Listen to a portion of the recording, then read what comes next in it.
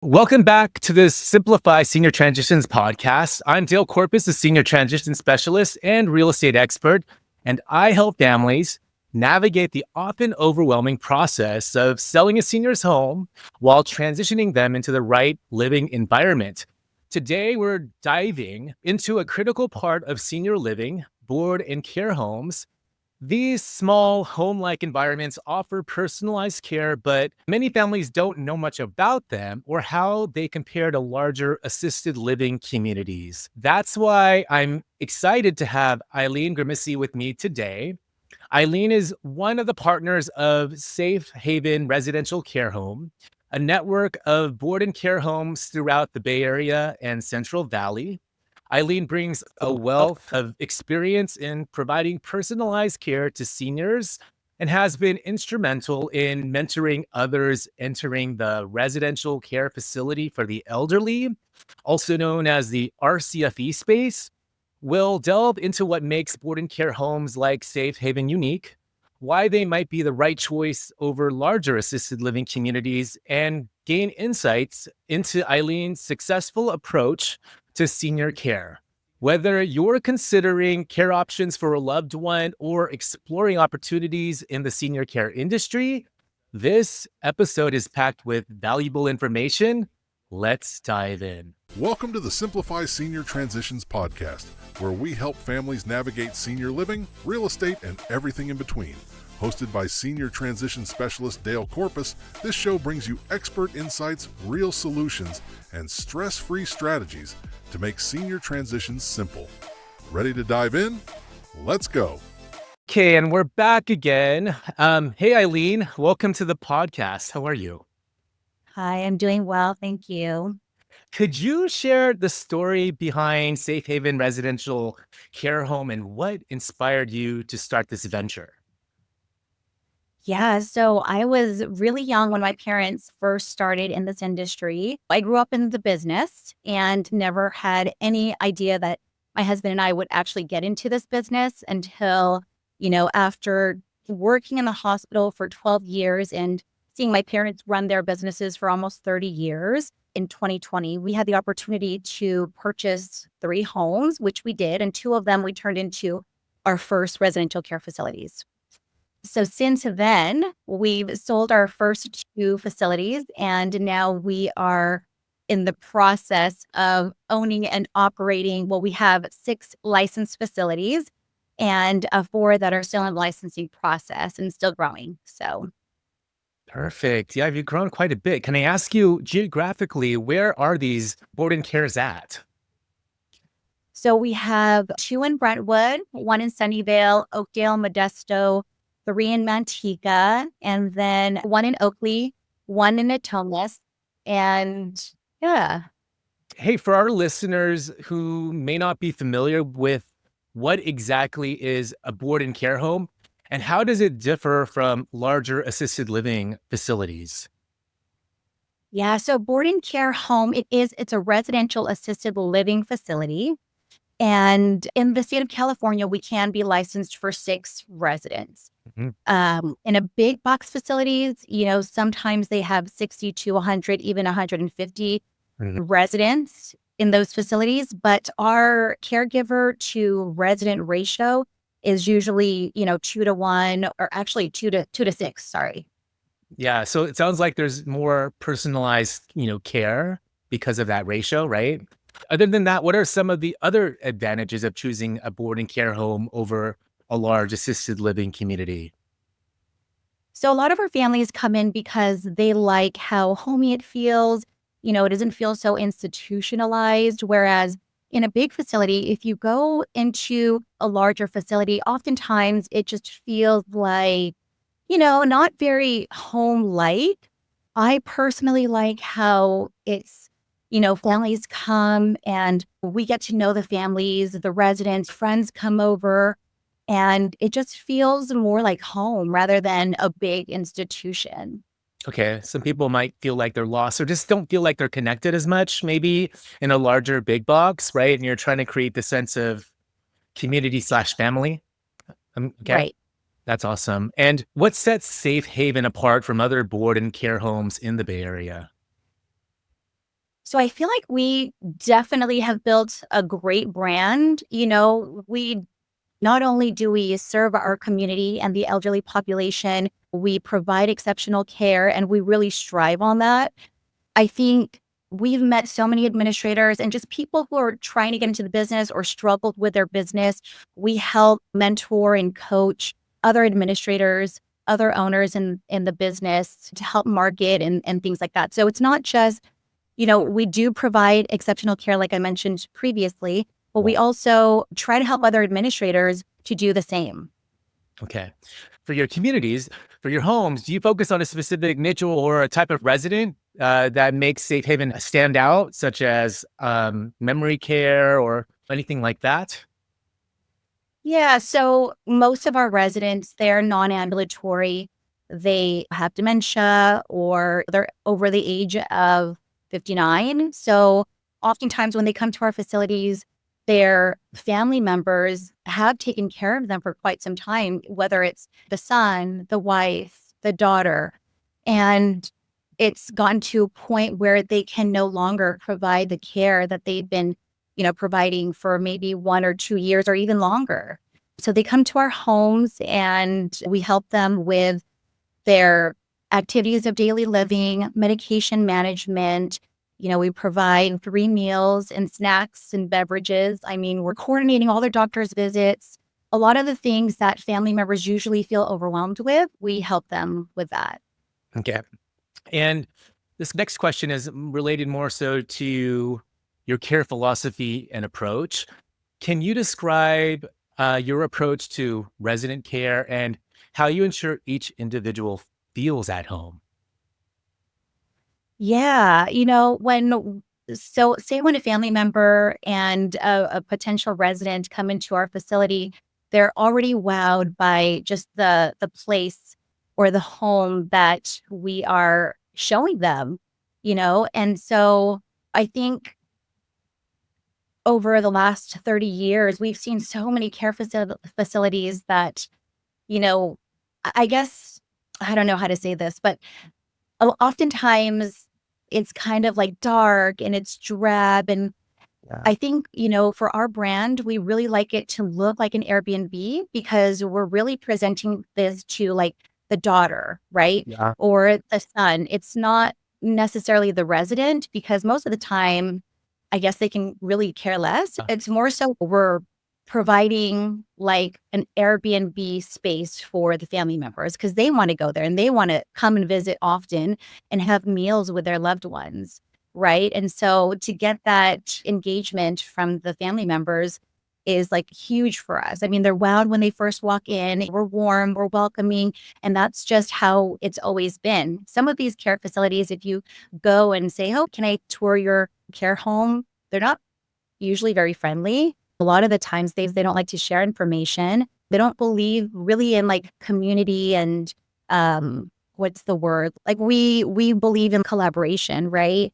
And community. Whereas I think in the older generation, they are like tight-lipped, they don't really like to go above and beyond. Well, I think a lot of times they were cutting corners though, just maybe to save money. But I've seen your homes on social media and whatnot. You guys do have a wow factor from an outsider looking in. And then there's a sense of, when somebody goes there, I'm sure they have this sense of like, I'm proud to call this, home. It doesn't seem sterile. It doesn't seem institutional. And so from an outsider looking in, that's what makes your home stand out, and you're doing a great job. Switching gears, can I ask you more about staff, training and qualifications for them? How do you select and train your staff to maintain high quality care standards? Yeah, so I think we've built like a really great network of caregivers over the years. It wasn't easy in the beginning because typically when you're starting from the ground up and you're hiring caregivers, you just need someone to be there, right? So if it's not the caregivers, then usually we have to fill in. Yep. But now, I mean, I think that we definitely have to go through the process of vetting out our good caregivers because sometimes I feel like we I mean, I think it just came from like family members, really. Right. Like what all of my parents did it was they petitioned family members from the Philippines or friends of friends and family. And I think that's kind of where our network started, right? Like we already, over the last however many years, like almost 30 years, it's just like someone knows someone who knows someone, right? And even when I worked in the hospital, I had a few coworkers who had care homes when we weren't even thinking about opening our own at the time. And so I think it's just like outreach, right? Like, do you know someone? And from there, it's like, oh yeah, my uncle or my cousin or my aunt. There's just like so many people who are looking for these positions. And I think, like I said, you don't get like the best caregivers right away, but it's definitely like a vetting process. And then from there, once we have our great caregivers, I think, we kind of train them and we'll give them little like administrative tasks, like what I would do if I were in the facility. So we don't have to be there every day, you Yeah. know? Yeah. Yeah. So you try to get it to a point where it even potentially could run by itself as much as possible. Yeah. That's amazing. In terms of activities and programs and life enrichment, like, do you offer that kind of stuff to keep residents engaged and active? Yeah, I think when we got into the business, like I said, I mean, because we grew up in the business for so many years, I've been into so many care facilities and a lot of them, they don't get the residents out of bed. And we really pride ourselves on that, whether it's going for a walk or just getting some sunlight, playing bingo, playing cards. For a while, we would bring our daughters in and they would like color and do artwork and, just go on walks with the residents. So they really enjoyed that. And even karaoke, Filipinos love karaoke and the residents really enjoy, you know, karaoke. So. Do you get the seniors' families involved? For example, how do you involve families even the care and even decision-making process for their loved ones? Yeah, yeah. So a lot of family members are really involved, and we kind of have an open door policy. So we always say, if you ever need anything, feel free to reach out anytime. You can email us, text us. We try to host barbecues. We do a lot of events. So if you go to our website, you can see, that we are very involved and we want the families to be involved as well. We do really encourage them to come to our barbecues. We do birthday parties, Christmas parties. We play a lot of games. So yeah, I think it's amazing. I mean, they enjoy it so much and they're just so grateful. Yeah. What I find amazing about just, what you've done is you have multiple boarding cares and you seem to be able to manage them all. So you're juggling a lot of things at once. Whereas I know some people where they're stressing out with just one boarding care. My question related to all this is what are some of the challenges that you face in operating multiple boarding care homes and how have you overcome them?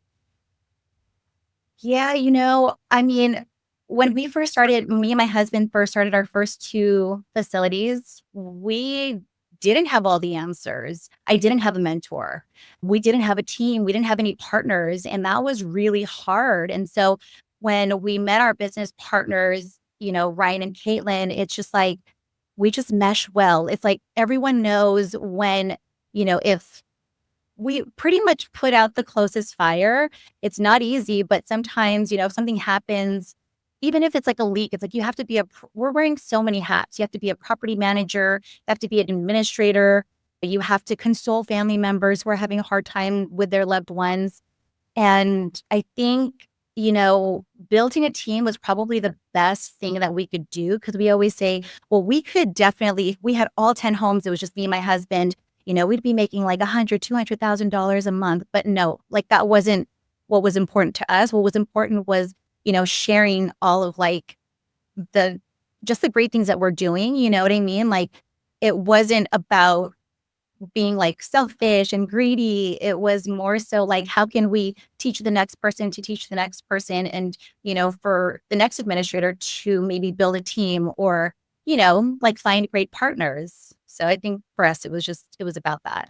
Okay. Yeah. You lucked out in finding the right team members. They just seem to, the stars aligned and you found them and you guys have a great cohesiveness, it seems like. So I know that one of the struggles obviously is the staff and just getting into the care home business. And the next struggle is filling the beds. Boarding care homes are often less well known than the larger assisted living communities. So I'm curious, what strategies do you use to make sure families know about Safe Haven and what you offer? Yeah. Yeah. So we do relationship building. It's kind of like what you do, go to the senior roundtables. We go to all these events, mobility matters. We're talking about the business. I mean, I remember, in the early days, going to like libraries, restaurants, I don't know, like going into floors and just like handing out brochures and pamphlets and flyers. We go to a lot of real estate events. A lot of our friends who are in real estate, they want to know about the business. And it's just like, there's a lot of connections that were built throughout this process. And I think that, yeah, there's placement agents, but I think when you focus on like leading with your heart, it's like what you put out is what you reflect back into your business. And so, yeah, we're really huge on that. It's like scratch my back and I'll scratch yours type of thing. Get it. I Yeah. mean, obviously, you guys use digital marketing, social media marketing. I mean, even I've seen you guys on social media even before I even met you and whatnot. So you guys do a great job out of there. Um, I kind of a related question. I mean, how do you educate families about boarding care homes so they understand the benefits of boarding care homes compared to the larger assisted living facilities? Yeah. So it's more like outreach, right? I mean, like kind of like what you're doing too. We just had an event, I think 2 weeks ago, and someone reached out to us and they were an estate planner. So, Mhm. and then they spoke at our event and then it just became like this networking event. We had about maybe 30, 35 people there. And yeah, I think again, it's just about the relationships that you built. And we're not just in the Bay Area. People reach out to us in different states Of course. from like TikTok, Instagram, and they're like, "Can you help me, get started? I don't know where to start. I don't even know where to take a class." So, we really focus on building those relationships first, and I feel like the rest always follows. So, yeah. Yeah, this is a good segue into just I know you do some mentorship and even some joint ventures. I love the fact that you like to collaborate. You also mentor individuals interested in getting into the RCFE space and engage in just working with other folks. Can you tell us more about these types of initiatives? Yeah. So, whenever I think in 2020 when I first started taking these classes, every single time I would take a class, the administrators would say, "Hey, we have an administrator group." And so everyone would add each other into these groups. And there were so many people had so many questions, whether it's RCFE Association or just these groups that we built from all of our classes. People reach out so much from social media. And it's like, I just want to help, whether it's, yeah, mentorship, joint ventures, or just guiding them through the process. It's just a little bit of hand holding. Sometimes, I mean, for 2 years, we pretty much gave free information, but that was kind of, part of like our mission was just to, help administrators and owners and families. It wasn't even really to make money. It was more so like, who can we help and how can we help them? Got it. What about the future of boarding care homes? How do you see the future of boarding care homes evolving in the senior care industry? Yeah, a lot of our residents do come from bigger facilities because of, say, like a fall or their level of care changes, right? So if they're a higher level of care and they can no longer be in an assisted living, whether they need memory care or just a higher level of care in general, usually we ask families, like, what do you feel comfortable with and what do you prefer? I mean, I think for me, I I'm a little bit more of an introvert, even though, I do well with like one-on-one.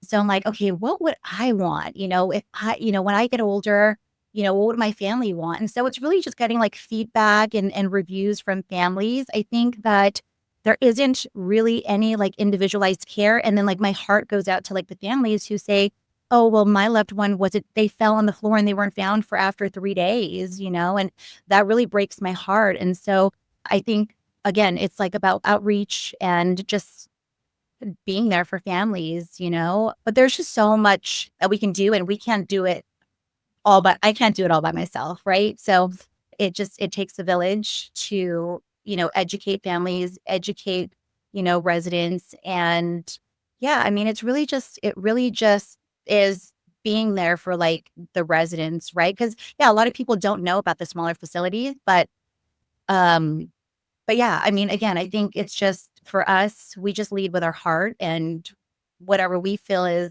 whatever we feel in our heart is like the right thing to do. That's I don't know, that's what we follow, I guess. Yeah, we talked about the future of boarding care homes, but what's even your future or your vision for Safe Haven? Have you thought about that?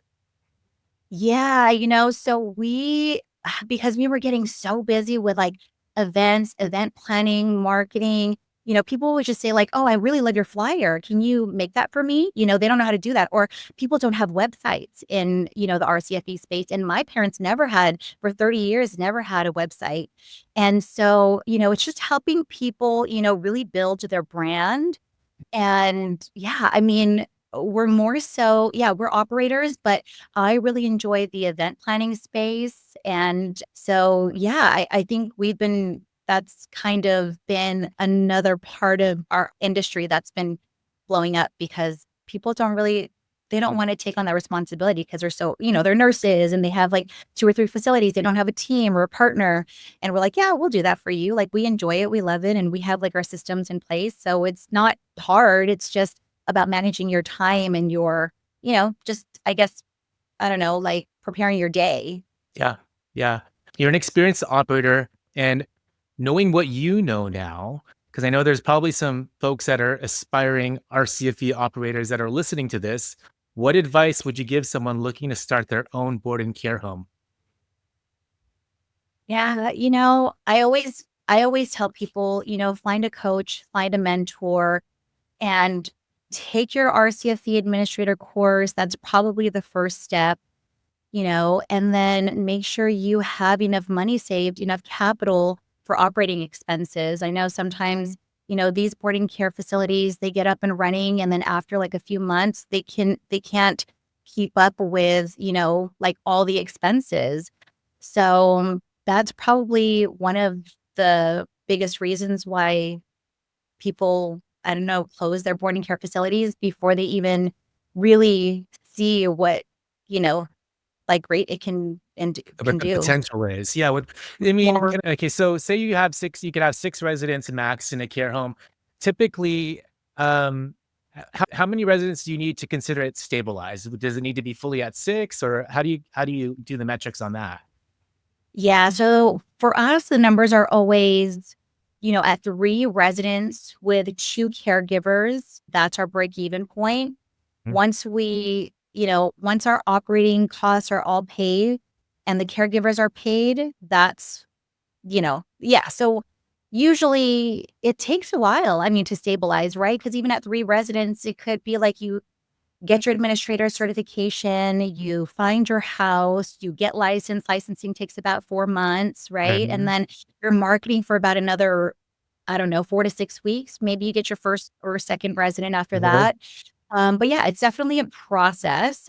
So I tell people, be patient and, reach out to people. It's so funny because I don't see myself as someone who is like unapproachable, but Mhm. people always say like, "Oh, I'm just so scared to ask you questions."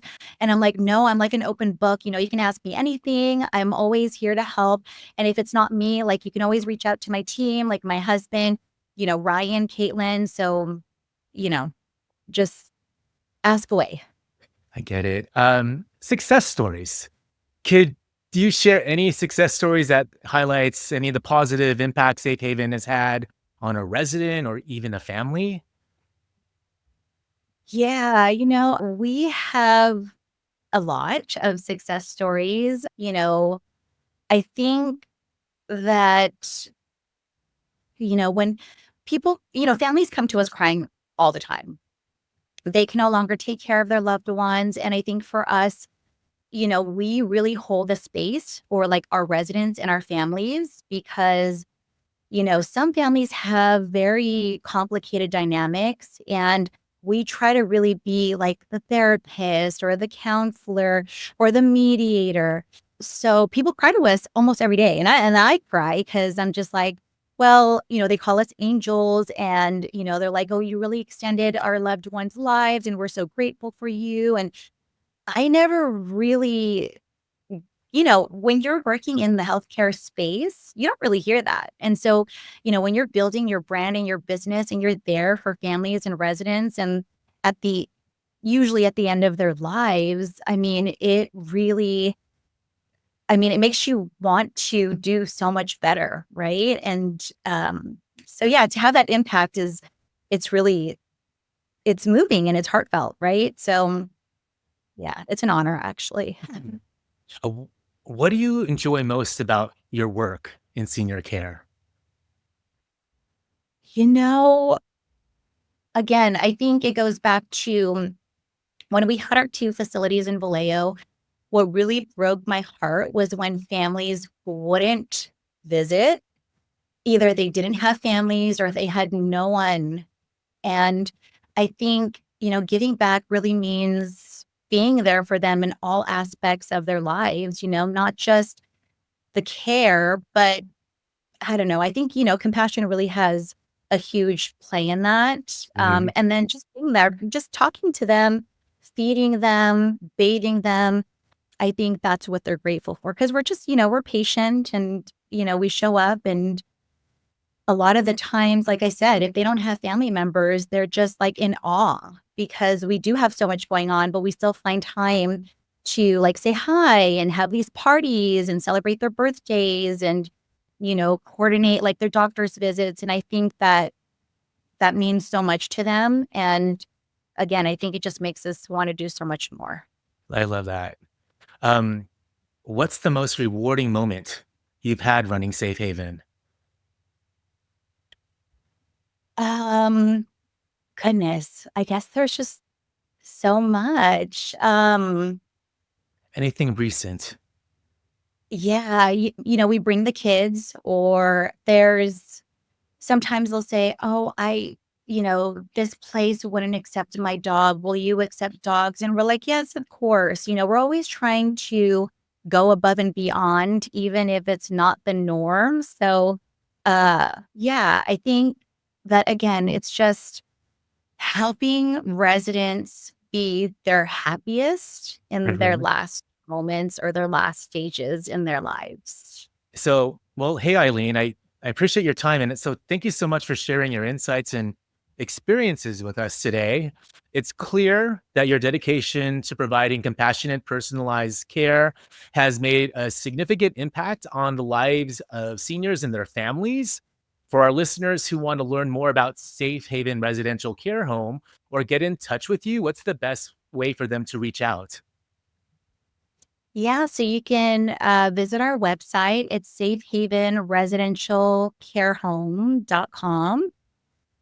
Or you can find me on Instagram. It's Aileen.Grimesey. And I think Facebook too, I think is the same thing. It's Aileen Grimesey. Perfect. Thanks again, Eileen. And to our audience, if you're navigating the complexities of senior care options or considering a board and care home for your loved one, I hope this episode has provided valuable insights to guide your decisions. Don't forget to subscribe to the Simplify Senior Transitions podcast for more expert interviews and practical advice on senior living transitions. If you found this episode helpful, please like, share, and leave us a review. Thank you for joining us. Thank you, Eileen, for being here. And we'll see you on the next episode.